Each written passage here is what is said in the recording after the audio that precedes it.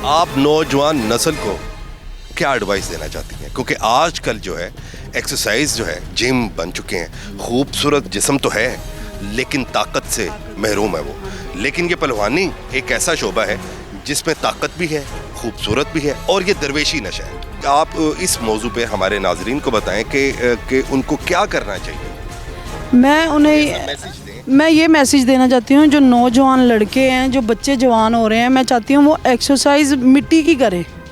ये body building जिस्म बनाने के बाद एक टाइम आएगा जब जिस्म ढल जाएगा, ठीक है। और जो मिट्टी की होती है एक्सरसाइज, उस पर मेहनत करें, उससे जिस्म मतलब ये हज़रत अली का अखाड़ा है, ठीक है। हज़रत अली भी पहलवान थे, अल्लाह के शेर थे, ठीक है। मैं चाहती हूँ नौजवान बच्चे एक्सरसाइज करें, मिट्टी की एक्सरसाइज करें, वर्जिश करें, अपना स्टेमिना सही करें। ये जो फजूल चीज़ें करते हैं, जो आजकल बच्चे मम्मी डैडी बने हुए हैं, ये फजूल है। जिसमें ताकत नहीं होगी वो कुछ भी नहीं होगा।